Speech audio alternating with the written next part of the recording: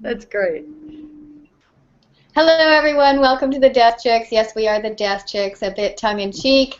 Here we are live at the Death Chicks, and we have a great show for you today. Thank you for joining.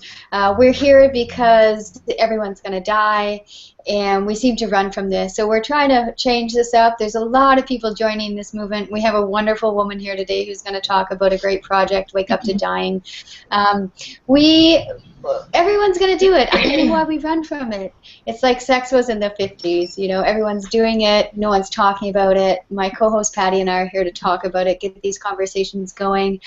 And we want people to feel comfortable about it. If you can laugh about something serious, boy, it really changes things up. So that's what we're about, taking out the fear and bringing in the light. And I'm going to pass right over to you, Patty, so we can jump in. All right, and talk we do. Boy, we love to talk about this topic and all the interesting people, one of which we have with us today. So we want you to meet the executive director of the Wake Up to Dying project, and that's Nah Thompson. And it was like she was born for this role. She brings 20 years of entrepreneurial and business consulting experience to her role. She's got a background in community organizing and project management, political campaigns, organizational development, all those things you need to do to produce the kinds of programs she does. And she's also worked for a large event production company before moving to Vermont, where she had co-managed multi-million-dollar breast cancer awareness events all over the country: Chicago, New York, LA, San Francisco.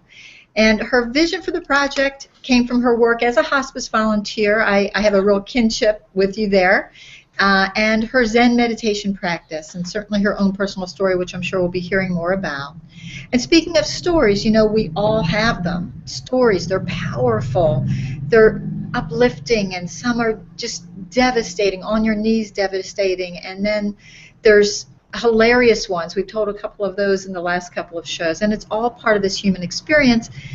And from what I understand, we're going to jump right into it. The Wake Up to Dying project captures these stories. So welcome, Nah. Tell us what Wake Up to Dying, what a great name. Tell us what you guys do. Thank you. What is that? The Wake Up to Dying project. We are a nonprofit organization, and our mission is to encourage people to think and to talk about dying. And we're doing this through story and through art and through bringing hands-on engagement opportunities to the general public.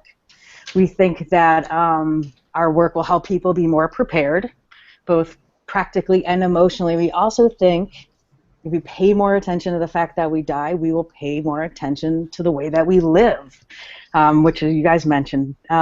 So there's really sort of two parts of our mission there, sort of be more prepared for this shared human experience, but also get more out of life. And both of those things are really important to us. And the primary way we are going after this mission is to encourage people to think and talk about it is through audio story. We're collecting first-person audio stories about death, dying, and life, and we are sharing them on our website. We have over 100 of them on our website right now. But the other way we're doing it is right in the heart of community, and that is with our traveling exhibit. We literally find this grassy area in the middle of a town, and we throw up tents, and we bring our audio stories, and we do workshops and dialogues, and we just hang out there for 4 days so people will wander through, and they do. That is so cool. Yeah. And they wander. You said some wander and some stay on the sidewalk. Is that how it goes? Yes, they do. That is true. Okay. Yeah, it's funny. So, you know, we've done it 2 times so far this year. This is our first big year having traveling exhibits, and we have one more to do this year, and it's next week's, a week from today. And tell us about Somerville, which is outside of it's in Boston. Yeah, okay. Somerville, Davis Square. It's right in Somerville is right in the Boston area. Awesome town. I'm so excited to be there. And so what we'll do is we'll throw up our tents right on the bike path in this grassy area behind the tea stop. And we'll advertise as much as we can, and we'll do a lot of grassroots organizing. We really get into a community and try to gather people in the community up to help us. We have 95 volunteer slots that we fill. So, and we have just about filled them. There's 2 left, so if you're in Somerville, email us. Oh my gosh, that's great. Yeah, so all these volunteer slots. We have workshops with 4 or 5 different panelists on each one, and all volunteers, and we have community partners that we work with in the area, so hospices, and we have All Care Hospice is one of our partners, and the cemetery, Mount Auburn Cemetery, and this Massachusetts Health Decisions, or Massachusetts Health Decisions. Okay. And then also the Children's Room, which is our first time working with a children's bereavement center. So anyway, we just bring in, hundreds of people to help us make this event happen, which is critical to me, to actually engage community, because it is about community. That's really our mission, is to sort of turn community towards itself, to teach itself. We learn from each other through stories, and I want people to look at each other and be willing to ask each other about their situation and to share information. And so that's what we do. We create a big stage and we invite everybody to it, and then we say, you guys explore it the way it feels good to you. It's like this grand show. Yeah, it's like this grand show that everybody has a part in somehow, it seems. Yeah, and the things that happen are kind of miraculous, really. I mean, the volunteers sit on they hang out basically, and people will walk down the path, and then they'll look at us and be like, "Wait, I'm dying. What the hell is that?" And then they'll just keep walking, and then they'll go to work, because we're on their way to work, and then the next day they'll walk by again and be like, "You guys are still here? What is going on? Nobody's like kicked you out of town, huh?" Curious. And then they go to work and they say, "Has anyone seen that Wake Up the Dying thing in the park?" And then somebody's like, "Oh yeah, I went to that yesterday. It was really interesting. Some of the stories they were playing were really incredible. I learned a lot." And then they're like, "Oh, are they open tomorrow?" And yes, certainly we are. And they come back. It's sort of by design. We give people a way to sort of wade in. Yeah, I guess for some people are like just dipping their toe in, and others are like just kind of full on. Yeah. And part of the design also, being there for 4 days, but there's all these different points of entry. So if you are looking at our site, you will see this big tent, and in that tent it's called the audio listening tent. And there are stories going on, audio stories in surround sound. All my lawn furniture is in that tent. and the stories are going on, and it's a 90-minute loop that just keeps playing. And there's about 50 different stories, a minute long, 40 seconds long, 2.5 minutes long, but 50 different stories about death, dying, and life. And that's one area. And across the yard there'll be a resource tent. And in that resource tent there's information about local hospices or green burial or facing cancer together type groups and bereavement groups and all sorts of different information that you might find important in end of life in the area, all local resources for the most part. And then there's Candy Chang's Before I Die chalkboard. Are you familiar with that? So we replicated that. Yeah, it's 20 feet long. Share with our viewers what that is and where they can go to take a look at that TED Talk, because that was amazing. Oh yeah, Candy Chang is an artist out of New Orleans, and sort of an installation artist. She creates public installations where people can interact with the art. And one of the things she did is one day she just wrote this on the side of a abandoned building. I don't know how long it was. Must have been 100 feet long or something, and 15 feet high. And she wrote, "Before I die, I want to." And she put all these lines out and said, "Before I die, I want to. Before I die, I want to." And she just left it, and she put out big buckets of chalk. And within 24 hours, it was completely full, and it's beautiful. And what she's done is she's created stencils so that people can buy those and put them up all around the world, and they are literally all around the world. And we bought a stencil, and we created a big chalkboard that's about 20 feet wide and 8 feet tall, and it's a very easy point of entry, if you will, into our exhibit. So that's a very simple way to go in, and mostly people do that. And the other thing is there's all these volunteers that are just there to listen. They're like listening volunteers. So you can step off the park or off the sidewalk into the grass, and there's going to be a volunteer there who might say to you, "What do you think of this?" And you'll be everything from angry to completely grateful or mostly confused. And then you'll get to share your story with somebody in that way. So that's another very easy way. And you know, somebody might say, my dad just died recently, or I'm actually a cancer survivor. I'm kind of offended by this, but I'm glad you're doing it. And you know, so these conversations happen.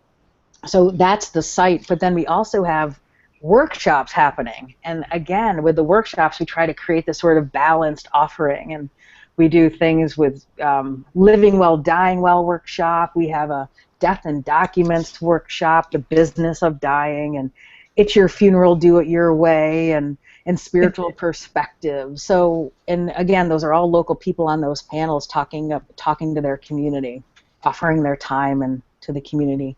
And we have daily dialogues, like a brown bag lunch. Come, you know, sit down. It's kind of like a death cafe type setting. Just come chat for an hour about death, dying, and life with your community. Something for everyone. It's amazing. It sounds like such a full, rich experience. And when I went to your Facebook page, I was immediately drawn in because it has the feel of people, and you can see the big chalkboard in the background, and there's a tent. And for me, it had the feel of a music festival or a storytelling festival, and just that feeling of community and wonder, and what's in this tent, and let's go here and listen and learn, and let's go here and participate. And it's so much. It's so wonderful that's happening in Boston.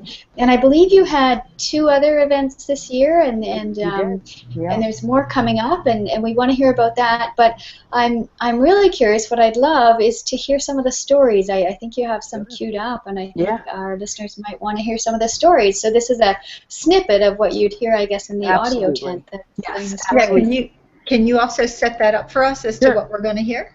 Sure. Yeah. So what we do, just to back up slightly, is we go out and we interview people for like an hour, hour and a half, 2 hours. A professional interview person goes out and sets up these interviews, and then she edits the stories down into snippets. So this is a snippet from a woman who recently lost her husband, and after that, one thing became very, very clear to her about life, and this one is called "The Point Is to Love."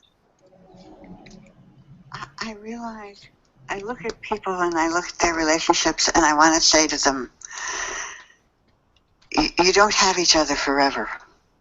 You don't have each other forever. It won't go on forever. Wake up and pay attention to each other. Pay attention to the details. It's also changed the way I treat people and the way I interact with people. It makes me very aware of when I have been judgmental in the past, and that I don't want to be that way. My feeling now is that, wait a minute, we're on this planet for one reason and one reason only, and that's to love. And if you can't love somebody, then at least be kind. And it just has changed the way I relate to people. And in that change, I have also seen people notice that change. They reflect it back to me, which makes me feel wonderful, you know, because I feel the love. It's an ongoing process. I don't say that I've arrived anywhere. I'm on my way. I'm not sure where. Wow. Yeah, she is a lovely woman. Do you remember how old this woman was? She sounds like her tone comes with a lot of wisdom. Yeah. And a lot of maybe even some sorrow with that. Yeah. Well, it's a pretty recent loss for her husband, and it was a new marriage, so it was sad. She's in her early 60s, I think. Yeah, I think. So that's the, you know, when we have this like matrix of stories. So people who are grieving is definitely a category. People who are caregivers, people that are professional caregivers, and those of us that are not professional caregivers, and chaplains, and spiritual perspectives, and children. We have, so if you go on our website, they're all sort of categorized by they're tagged, and you can search by tag, but you can also search by keyword. Things will come up if it's in the title or in a short description. And like I said, we have about 100 stories up there now. We'd like to be getting more takes money, so we're trying to raise money. Right. Well, and that's always a good point. Anybody who's listening who loves the idea of this can go to your website and donate, correct? Absolutely. You're a nonprofit organization. We are just recently an official nonprofit, so that's very exciting. You know, we're pretty new. We're a startup. So yes, and we're looking for foundation relationships too. If anybody knows foundations that might be supportive, we're looking for larger support so we can really scale. You know, we've done 3 of these events this year. They each cost about $22,000 to produce, and we want to do a lot more. We want to reach a lot more people. That even sounds like that's on a very lean budget. Yes, because yes, I'm lean. I am. But that's a good solid. Yeah, it could be more depending if I go farther, like if I go to Pennsylvania or Philadelphia where you guys are. Yay! Or where you are, Patty, yeah. Right. So I get further from Vermont, the U-Haul costs more. That's true, that's true. Yeah. So that's so great. Amazing. Do you guys want to hear another story, or I'm sorry, Misty, go ahead. Yeah, and well, I just something you said pre-show really struck with me. You said working to strike a balance between humor and heart, and this is when we were talking about the resistance that people have to this and to kind of anything death and dying, and we were talking about our names and Patty and I's death chicks and your name and just that balance about humor and heart, and I love how you drew people in, and I'm curious as how you working to get over that bump, and but if you want to jump into the into another story, that'd be great. Well, I mean, it is so important to me that we strike that balance, and I work to have that in everything that we do. And one of the ways to create that balance is by inclusion. So I try to make sure that there's every sort of person available in our panels. You know, I'm trying to make sure that those are really balanced, and I try to make sure that when we bring our volunteers to our site, they're not there to sell anything. They're simply there to receive whatever sort of comes at them, and we ask that truly the only thing that they say is, what do you think? I mean, it's really the question that we want them to ask, and I always say we have this open-handed approach. It's just it's an offering, and it is there for whoever wants to take it, and it's not, you don't have to take it. It's totally okay, and I think by being so sort of casual in it and not too uptight about it, and sort of pay attention to the aesthetic of the space and the warmth of the space, people come and people heal there, and they kind of face their fears for the first time, and the magic, sometimes there's magic that happens, like the right people come to a community dialogue.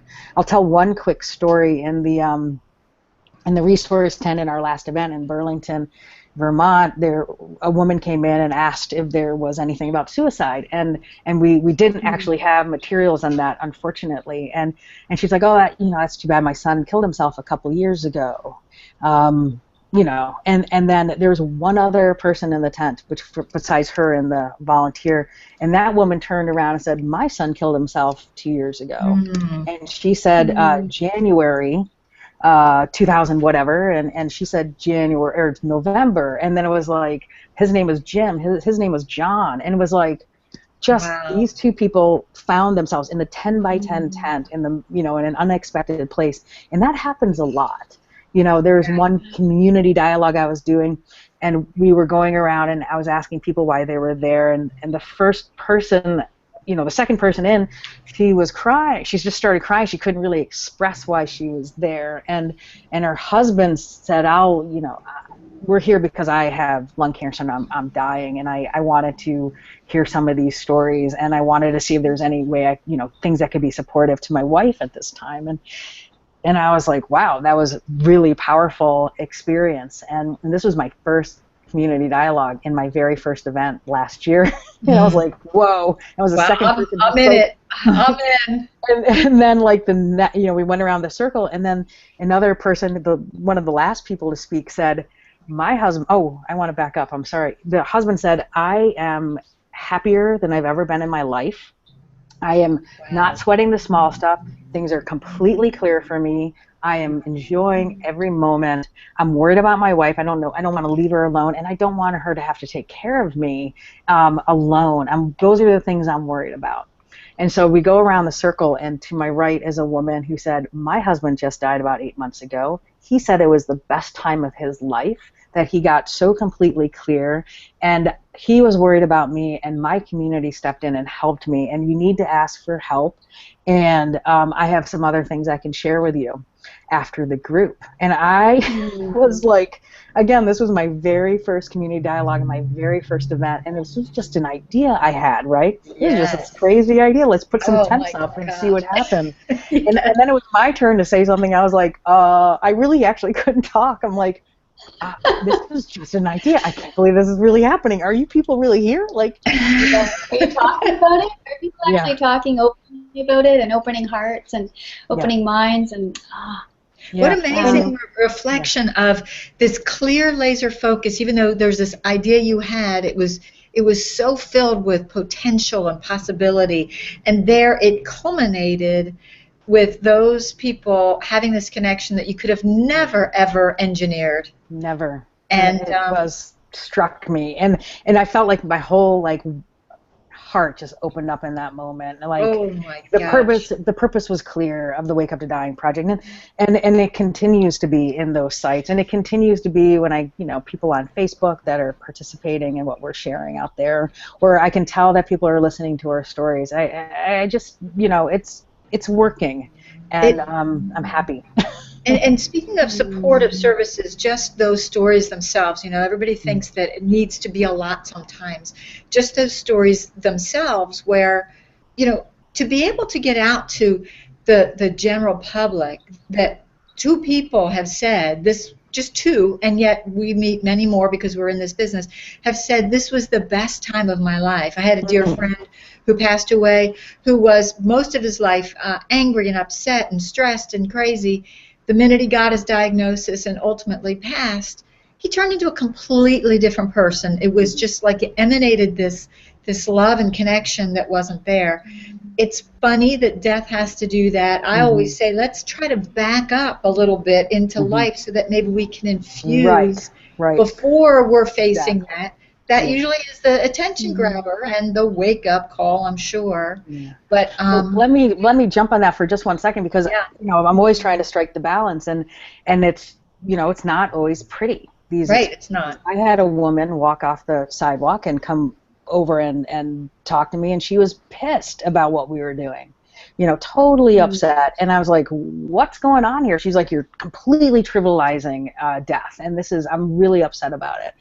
And, before I die, I mean, come on. And I was like, okay, this is totally legitimate. And tell me what's going on. What happened to you? And she said her husband died not so long ago, and it was an awful experience. He was angry until the very last minute, and never gave anyone a moment of rest. And that happens too. And I said to her, that happens too. Every death is different.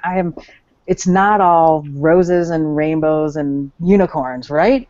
It's not. It's sad and it's hard, and it's something that we really need to be thinking about before it happens. So anyway, I spoke to her. I said, your story is an important one too. I want to have stories that are not pretty, and so that we can know that as a possibility. And we ended up striking up an email relationship where we ended up really finding a happy center together, like an understanding of each other. It was fantastic. Sure. And she, got to share the positive things that did happen.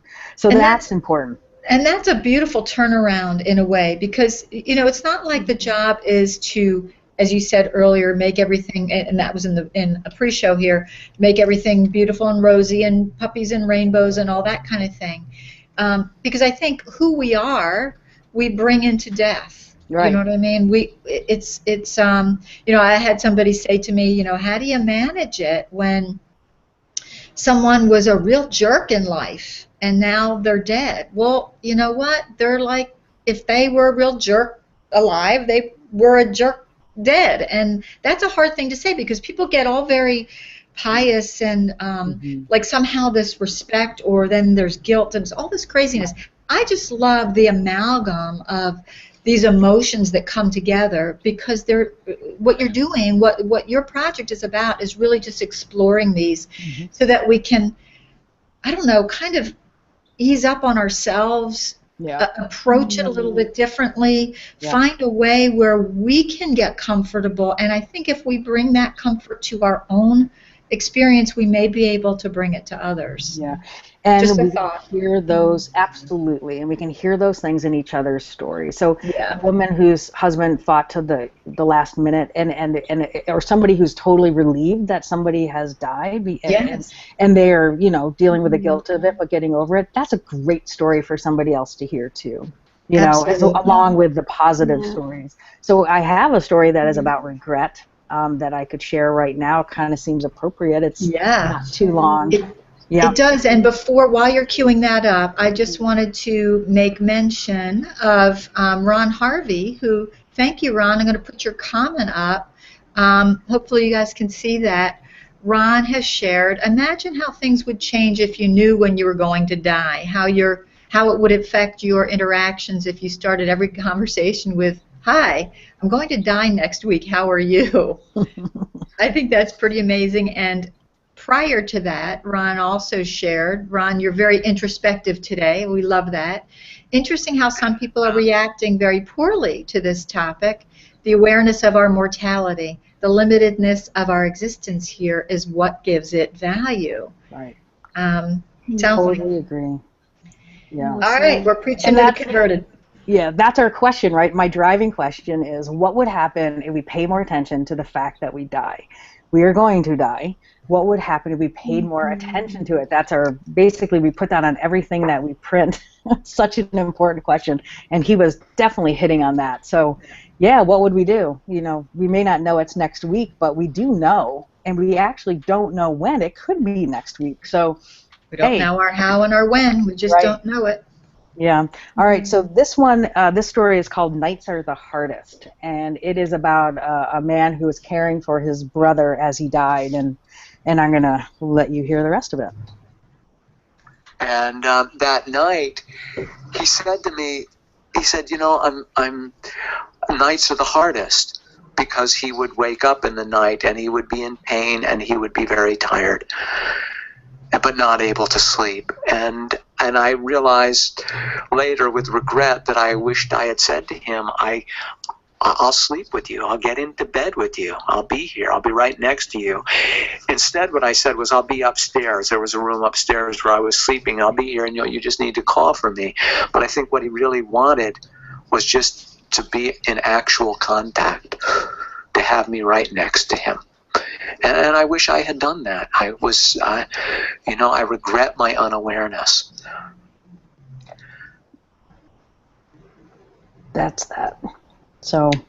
Wow. Yeah. And, I'm sure there's death does that. It brings on regrets, but I think if we're to be able to transmute that, it allows things to come up that haven't been explored before. Yeah. And, if we keep pushing it away, even when those regrets come up, like that beach ball of emotions you're trying to hold underneath the waves, it comes up. It comes up somehow, some way.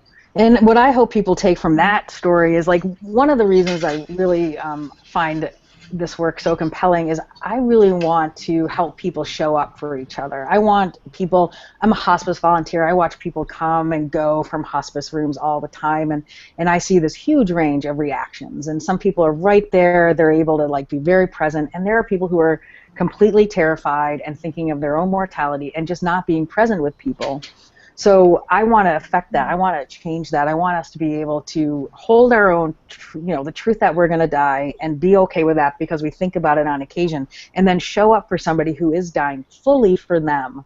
And this story, what I'd hope people would take from that story is that, people will take many different things, but pay attention, and be thinking and paying attention to what that person needs and not just what you need. And maybe if somebody's dying a month from now or a week from now, 2 years from now, somebody might remember that story and be like, oh, I'm going to actually ask if I should be in the room and not just in the next room.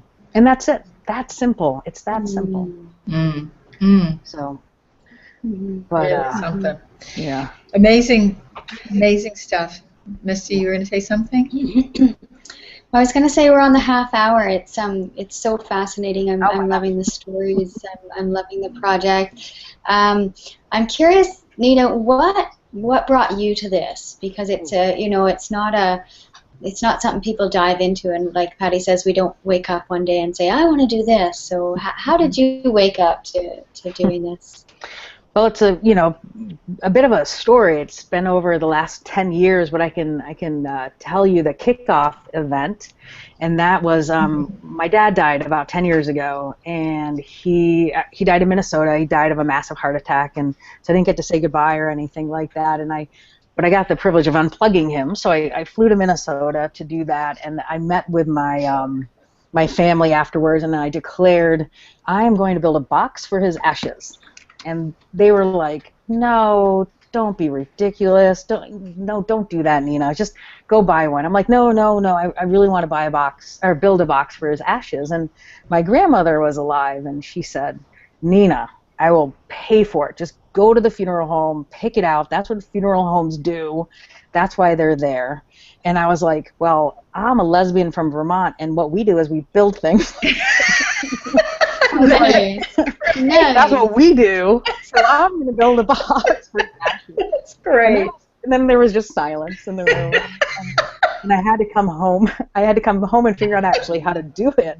So I'm not a woodworker. I don't have a wood shop or anything like that. And so I was looking around, and I found an acquaintance of mine who is a woodworker. And I said, would you help me build this box? And he said, sure. And it became this beautiful contemplative exchange between the two of us. It was silent, and it took a little over an hour, 2 hours. I can't remember how long, but we just slowly worked it. And I would go outside and cry. And he has this gorgeous farm in Vermont, so I was staring at the mountains and tearing up. And I'd come back in, and he had kept it going, and he'd show me where we were. He'd put his hand on my hand and show me how to work the equipment. It was really all in silence. It was really beautiful. And at the time, I was thinking that I wanted to be a hospice volunteer, but I hadn't gone around to it. In Vermont, we have, one training a year, and it's 12 weeks long. It's very challenging to find it, fit it into your time, into your life.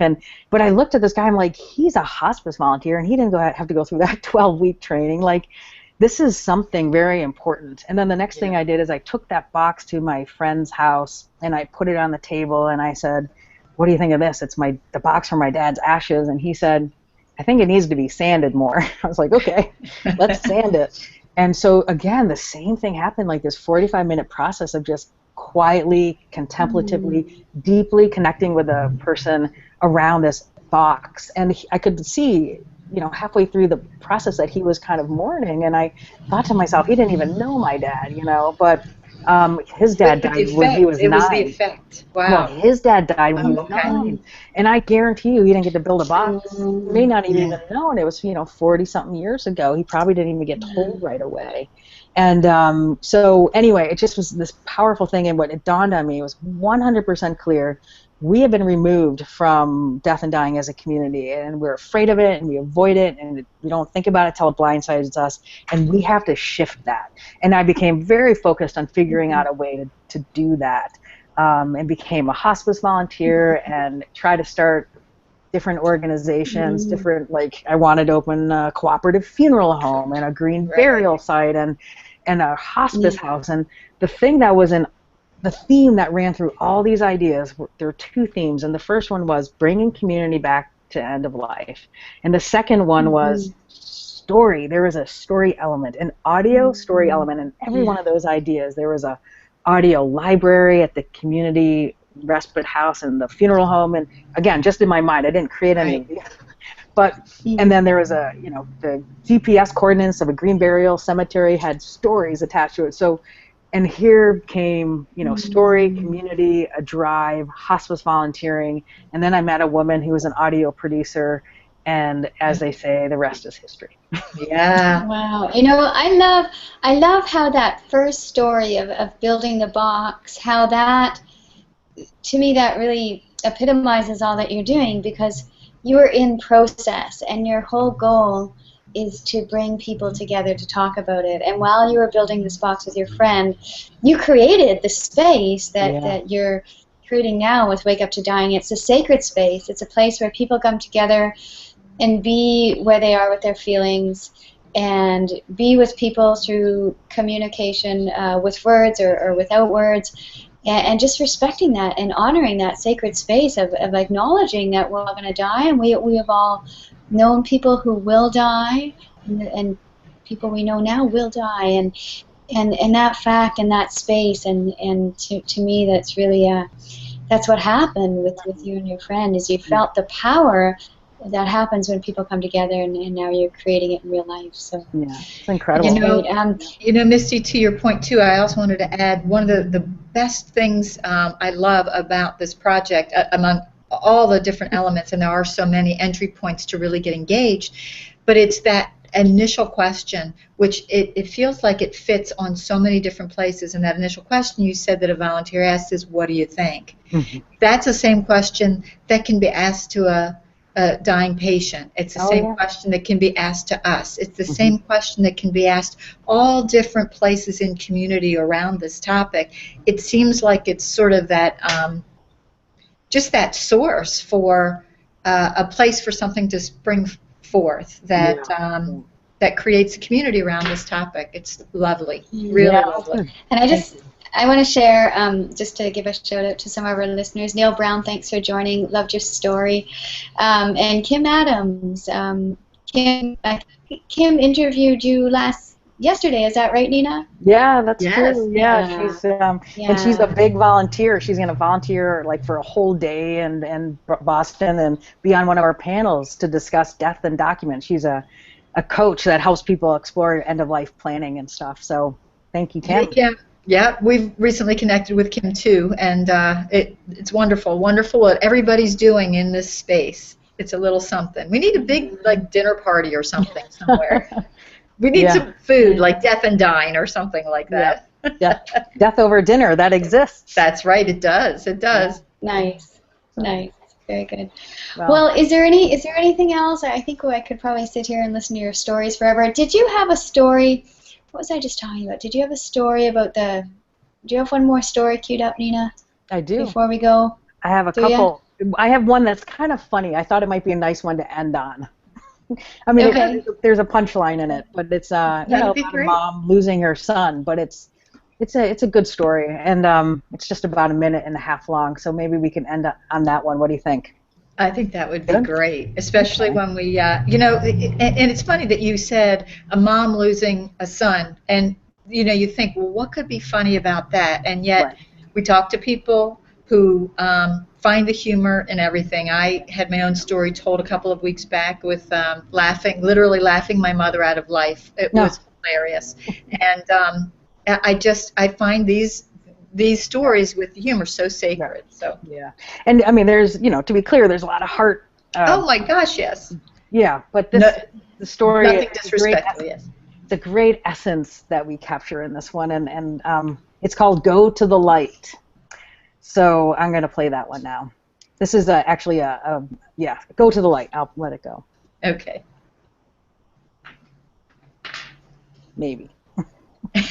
One of my friend's brothers was dying of AIDS in the mid '80s. He was one of the earlier people to die, and his parents, who had been divorced years before, remarried other people, had other kids, so there was a large extended family.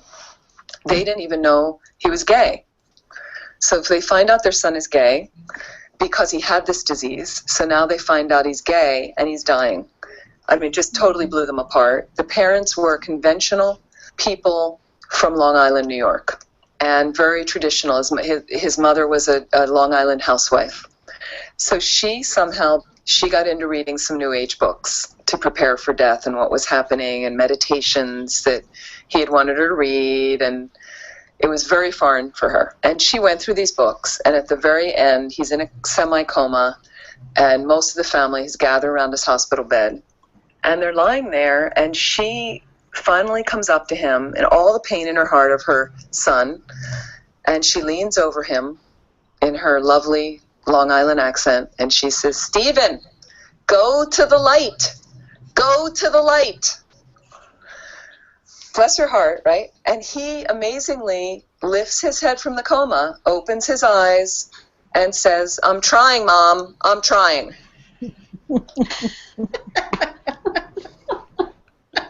That just tells you everything about that family right there. So Oh my lovely gosh. and wonderful. Yeah. That is so funny. Wow. So great. You know, And I so have beautiful. it is so beautiful. I have to follow that up with this tandem story to that, because this happened when I was actually training myself in a hospice volunteer class, and it was very, very similar. That story about go to the light. Well, there was this volunteer who was telling the story, and she said that she came from a very connected family, unlike the story that you just told where the mom was really trying to grapple with all of these concepts. So they were going to visit the grandmother. It was towards the end. The grandmother had been in a coma for about 2 weeks. And one by one, they all started going into the room. I can still picture her telling this in our class. And, you know, the first one wanted, you know, Grandma, go to the light. Grandma, it's okay. We're going to be fine.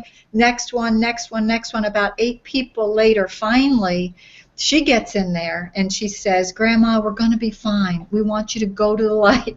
And she comes out of her coma and kind of sits halfway up and says, I'll go when I'm goddamn good and ready to go. Excellent. And they were all like, oh my God, we've been pushing Grandma to the light. She's not ready. He's not ready. That was the last thing she said, and that was the end. Awesome. But this go to the light thing, that is hilarious. I love this. Neil says so Long Island. Totally. Yeah.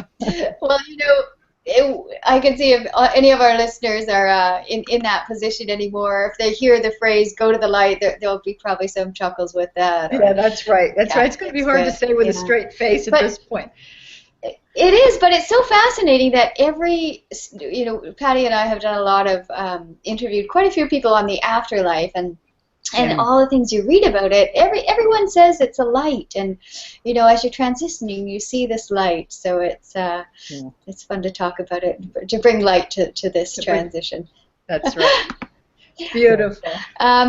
So before we go, Nina, usually we wrap up and just do a round and say how we can get in touch with each other, how we can connect to do further work.